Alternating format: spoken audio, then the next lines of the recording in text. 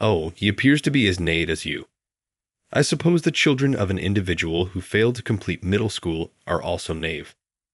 There was a classmate named Catherine who, for some unknown reason, consistently looked down on me. She gazed into Ryan's face. She was a Harvard graduate who was attractive, but she possessed a dreadful personality. Catherine expressed this sentiment subsequent to her observation of Ryan's expression. Although I could endure being ridiculed myself, it was a source of anguish for me when she disparaged my son. Ryan may appear to be a typical child, despite his aspect of being 10 years old, but he was anything but ordinary. Dad, this woman is Mrs. Smith, correct? Is it advisable to terminate her employment? I am John, and I was likely a very unremarkable 8th grader at the time. A member of the soccer team, he is occasionally on the sideline and occasionally not, in contrast to the more prominent players. I was an 8th grade student who was completely unremarkable. I did not have a companion. I possessed one asset and one weakness. First, my strength was math. I wasn't good at all subjects, but for some reason, math just clicked for me. I solved problems without much struggle, even if it was an advanced problem I saw for the first time. I was the only one in my grade who could solve some tough problems, and I've been holding the top rank in math since admission. I especially loved binary numbers. It felt romantic to count in a system other than base 10. It felt like a game and was very fun. On the other hand, my weakness, or rather, the person I couldn't stand, was a beautiful classmate named Catherine Smith from elementary school. For some reason, Catherine treated everyone else normally, but she was cold to me. We used to play together in early elementary school and even visited each other's houses, but around the school trip in elementary school, she suddenly became distant and would only speak ill of me. John, don't slack off during cleaning. Come on, take out the trash. It wasn't just me who was slacking off, but Catherine would say this and toss the trash can at me. John, don't just stand there.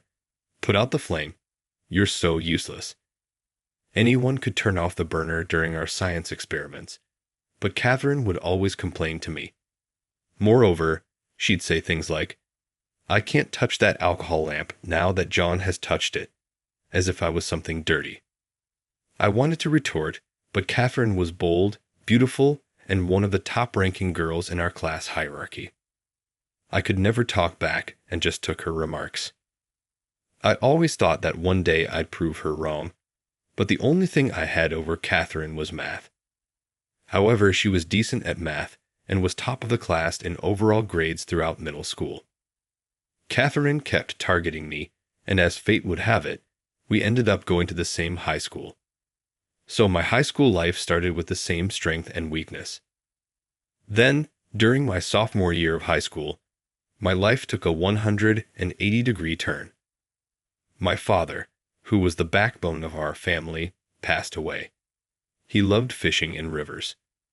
One morning while going fishing, he drove the wrong way on a mountain road and plunged off a cliff, taking his car with him. He never came back. Our family, which had been living a modest and peaceful life, was shattered. I can never forget my mother's face when she received the call from the local police.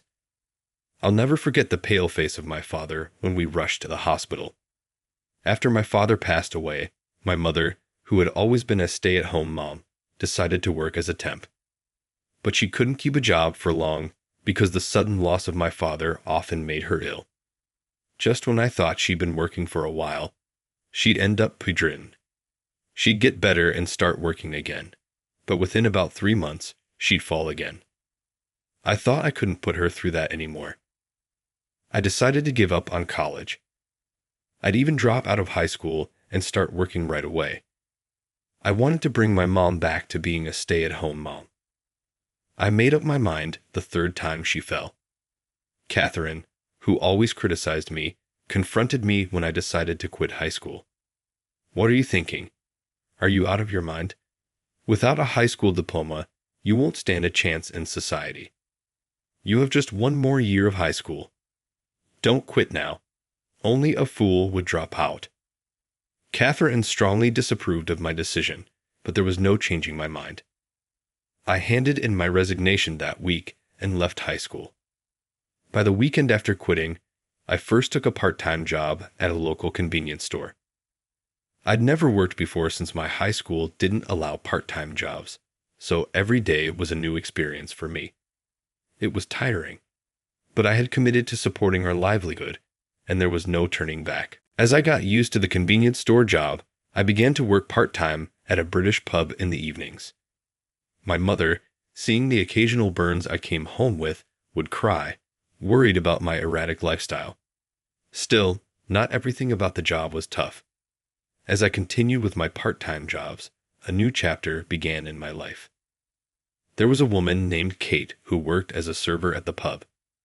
Kate attended a renowned state university nearby, studying robotics. Kate and I started chatting a little more during the hours when there were fewer customers. It turned out robotics involves a lot of math, and I found the college lectures Kate shared with me really interesting. Gradually, I became interested in robotics. Whenever I wasn't scheduled at the convenience store during the week, I'd go to the university with Kate and secretly attend lectures.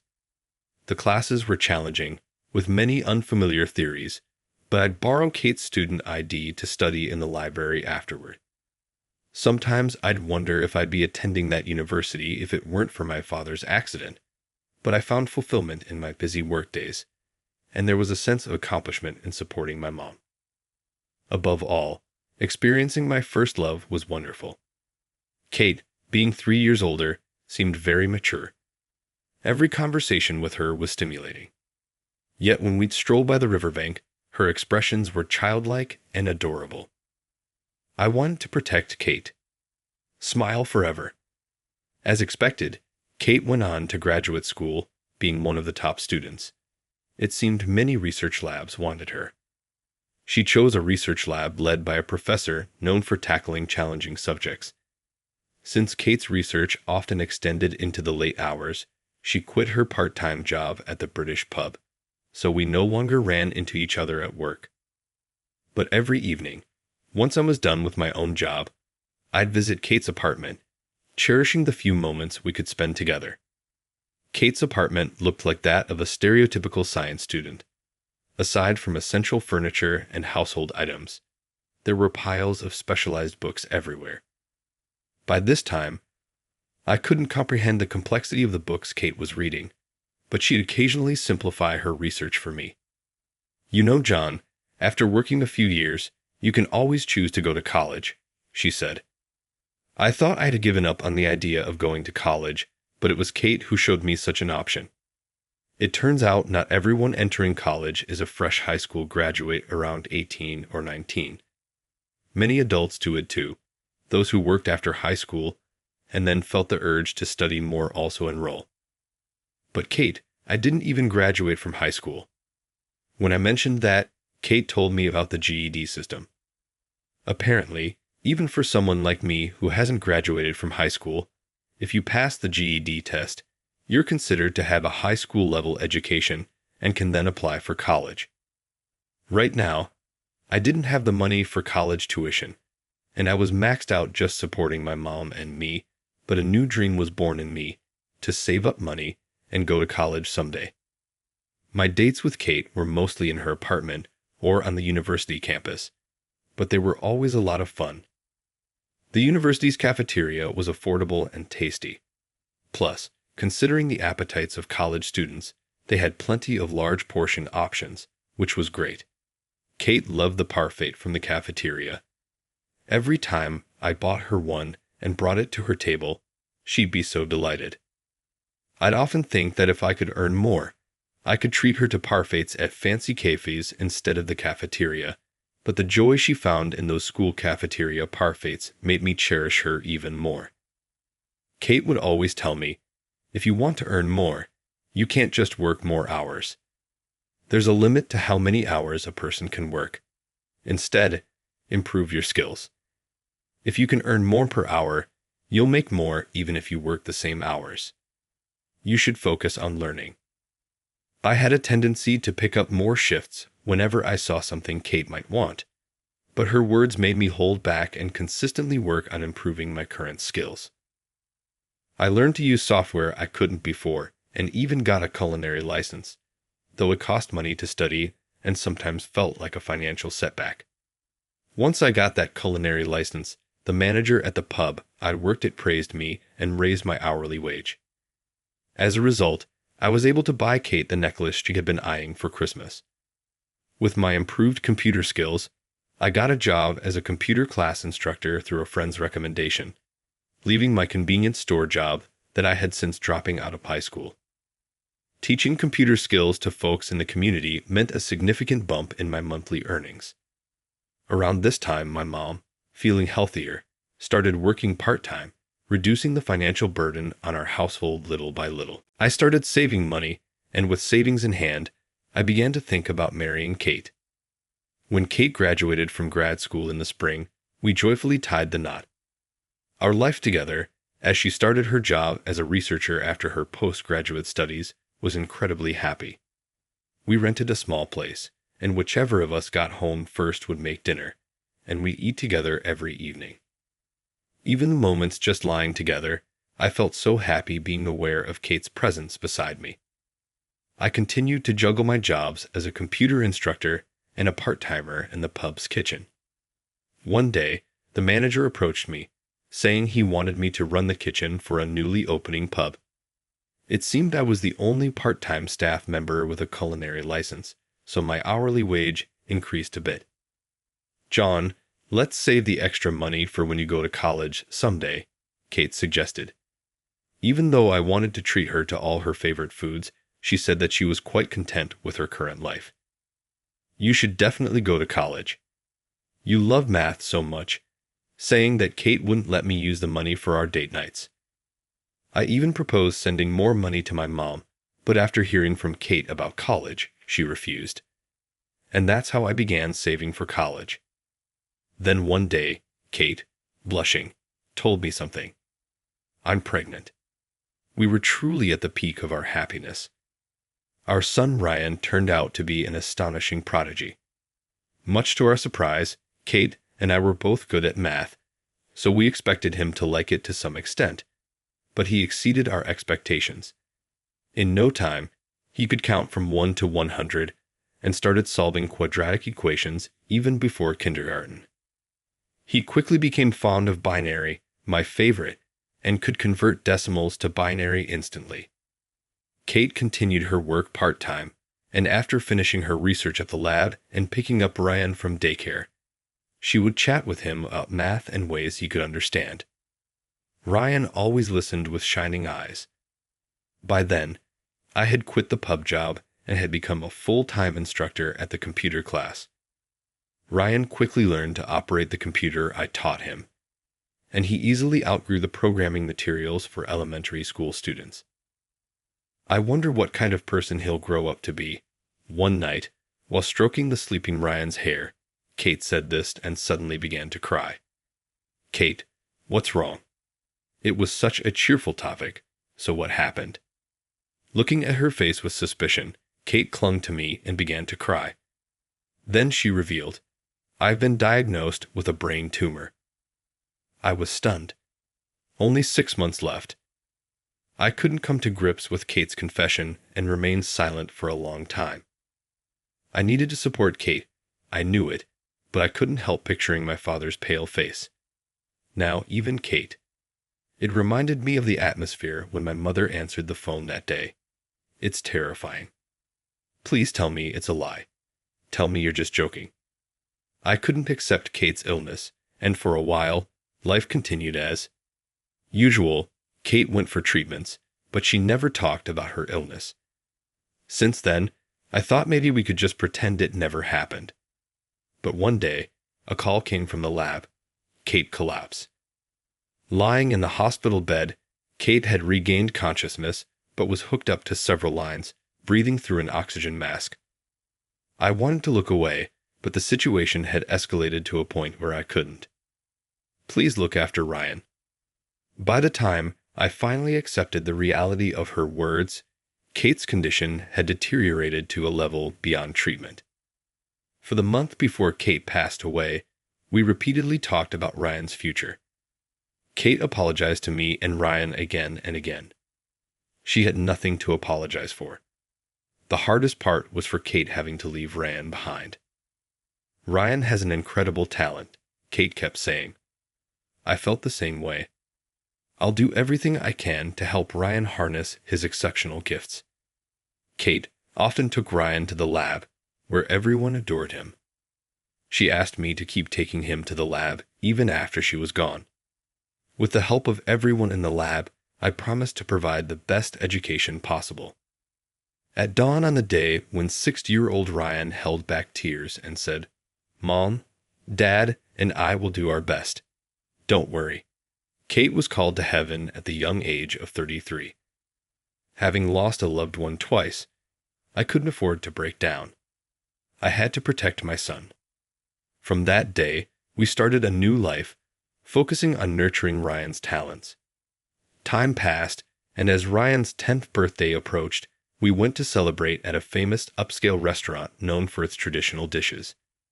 After enjoying our meal, we were satisfied and just stepping out of the entrance when I noticed a familiar face, Catherine. It was Catherine, an old acquaintance from elementary to high school. She was dining with her boyfriend. Upon seeing us, the corner of her mouth twisted into a smirk. "You're dining in such a fancy restaurant, even though you dropped out of middle school. Out of your league, don't you think?" Middle school dropout or not, what's that got to do with anything? I didn't want to provoke Catherine, especially with Ryan around. I tried to leave quickly, but she kept throwing jabs. "You probably can't even educate your child properly with your dropout status, can you?" I had promised Kate to prioritize Ryan's education, so this really got under my skin. Still, I tried to ignore her and started to leave with Ryan. "Look at him. He's got that clueless look just like a dropout's child." "I guess stupidity runs in the dropout family," Catherine pushed further.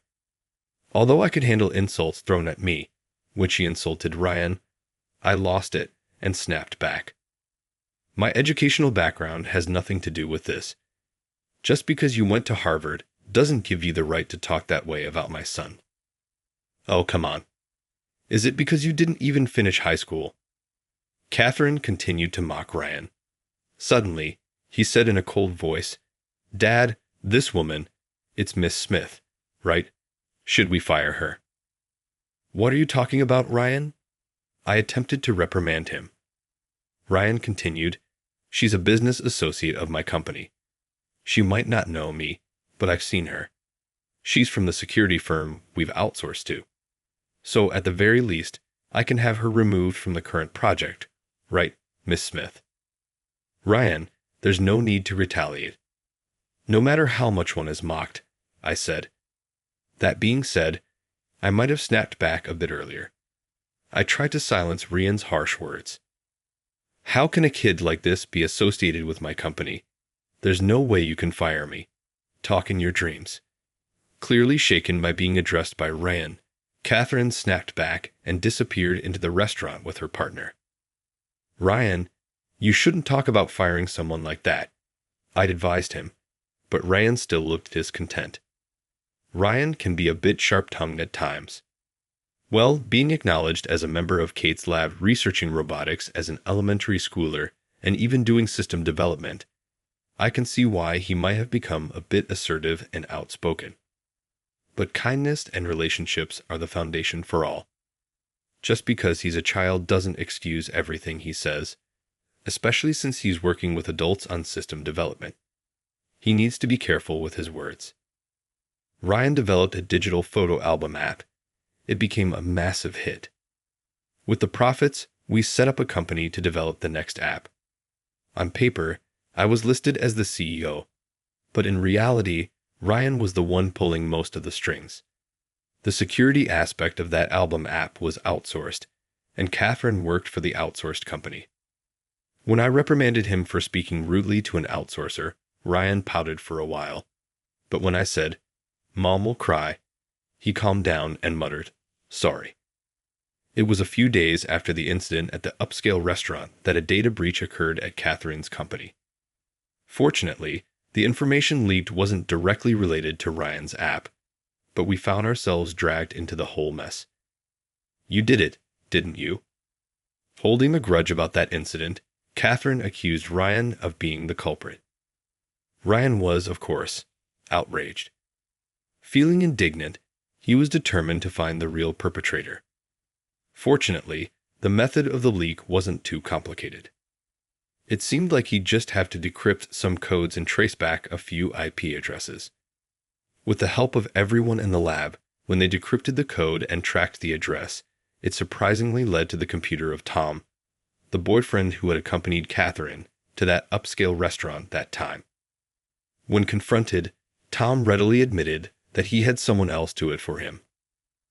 I was just jealous of how capable she seemed, able to do anything.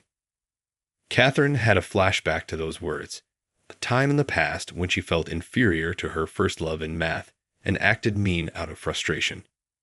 She had intended to confess her real feelings and apologize for her past behavior when they graduated high school, but he dropped out, and she never got the chance.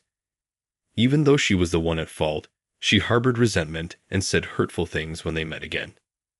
Catherine came to my house to apologize and shared the story.